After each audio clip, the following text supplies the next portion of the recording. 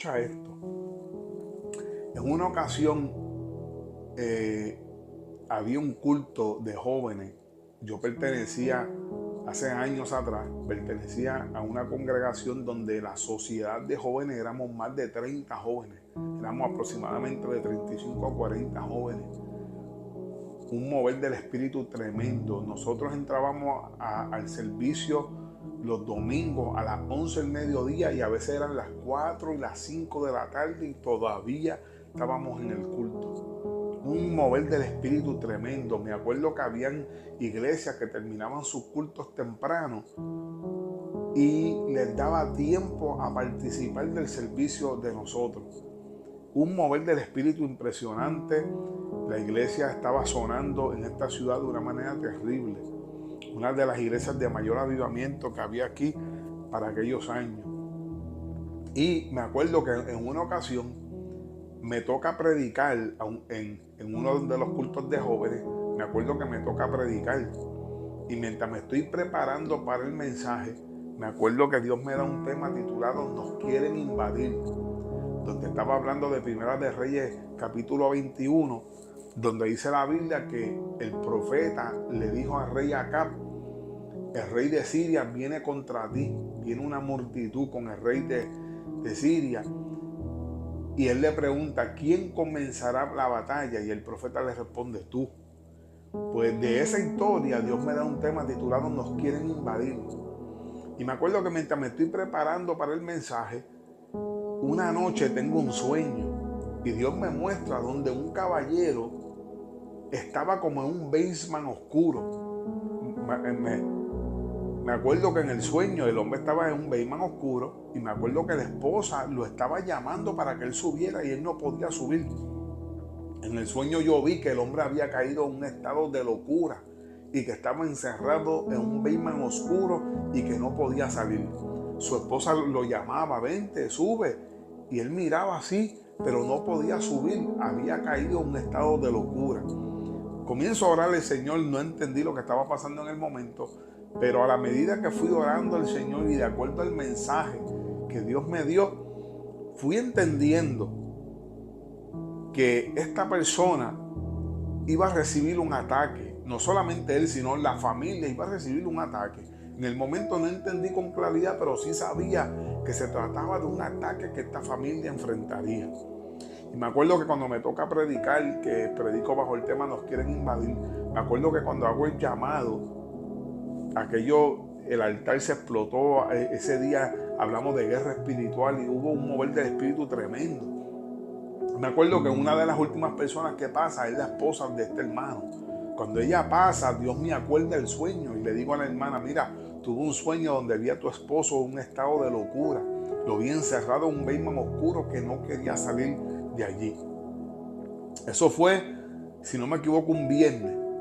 No me acuerdo exactamente cuánto tiempo pasó. No sé si fue ese mismo fin de semana o no me acuerdo cuánto tiempo pasó, pero me acuerdo que un día estoy dirigiendo el devocional del domingo y me acuerdo que mientras estoy cantando esta alabanza de Samuel Hernández que dice: nada te turbe, nada te espante, solo Dios basta. Pues mientras estoy cantando esa alabanza en el devocional, de momento sale el individuo, sale el hermano del cual yo había tenido el sueño, sale de entre el pueblo y se trató de subir al altar. Yo pensé que el pastor lo había llamado. Yo pensé que el pastor lo llamó y él venía así, pero yo noté en su rostro, mientras estoy dirigiendo el devocional, que él me pasa por el lado, yo noté en su rostro algo raro. Pero yo pensé que el pastor pues lo había llamado. De momento noto que el pastor está tratando de evitar que él suba al altar y de momento vienen los jurgieres, vienen los diáconos y todo el mundo y se formó un forcejeo en el medio del culto. Yo seguí cantando, seguí dirigiendo el devocional, hermano, y veo que se comienza a formar un forcejeo al lado mío y yo acá seguí en comunión adorando a Dios, hermano, y de momento se llevan al hermano para la parte de atrás. Se creó una tensión tremenda en el culto, todo el mundo mirando, todo el mundo perdió la concentración, porque eso es lo que hacen los demonios, hermano, buscan distraer el culto. Y de momento se llevan a aquel hermano para la parte de atrás, yo sigo dirigiendo el devocional, sigo dirigiendo el culto, pero yo estoy mirando que se está formando un revolú en la parte de atrás. Y veo que están forcejeando con el hermano. Bueno, para hacerle el cuento largo corto, cuando se acaba el culto, se llevan al hermano. El hermano siguió en ese viaje, se lo llevan. Cuando llega, eso fue un domingo. Cuando llega el culto del martes de la escuela bíblica, nos enteramos que el hermano estaba en un estado de locura, tal y como yo se lo había dicho a la hermana. Tuvo un sueño, se lo cuento a la hermana y le digo, mira, veo a tu esposo en un estado de locura, lo veo encerrado en un veima oscuro, y mira, y así mismo sucedió. Cuando llega el culto del martes de la escuela bíblica, nos enteramos allí en la iglesia, nos enteramos públicamente de que el hermano no estaba bien, que había entrado en un estado de locura. El hermano testifica, la hermana, que el hermano andaba brincando por las mesas, andaba brincando por los muebles, tuvo todo el día así, y la hermana desesperada no sabía qué hacer. No quiso llamar a la ambulancia, ella no quiso llamar a nadie, ella simplemente se quedó orando mientras veía a su esposo cómo brincaba por toda la casa, por todos los muebles, por todas las mesas, en un estado de locura. Y ella lo que hizo fue que llamó a los líderes de la iglesia, fueron y le oraron, pero aparentemente no pasó nada. Entonces el que era pastor mío, que en ese momento no estaba pastoreando, Dios había levantado a un hermano de la iglesia como pastor, y el que era pastor de nosotros ahora se había convertido en miembro, pero él tenía planes en ese entonces de salir para otro estado, pero en lo que se daba su salida se quedó congregándose con nosotros, pero él había sido el pastor de nosotros por muchos años. Y ese hermano que ahora era el que era pastor de nosotros, que ahora era hermano de la congregación, él decide que se va a retirar a ver qué está pasando. Él se retira y está 3 días retirado, mientras que el hermano sigue en un estado de locura en la casa. Pero él había prohibido de que no lo llevaran a ningún lado, que él le iba a orar a Dios a ver qué estaba pasando. Usted me puede creer que cuando el pastor sale de ahí, Dios no le habló, Dios no le dijo nada. Él no sabía qué estaba pasando, él simplemente salió consagrado después de estar en 3 días de ayuno, fue a la casa, le puso las manos, reprendió, oró y no ocurrió nada. El hermano tuvo, sin mentirle, como una semana así, pero se le prohibió a la esposa de que lo llevara a psiquiatría o que lo llevara al hospital, que no hiciera nada, que íbamos a estar orando.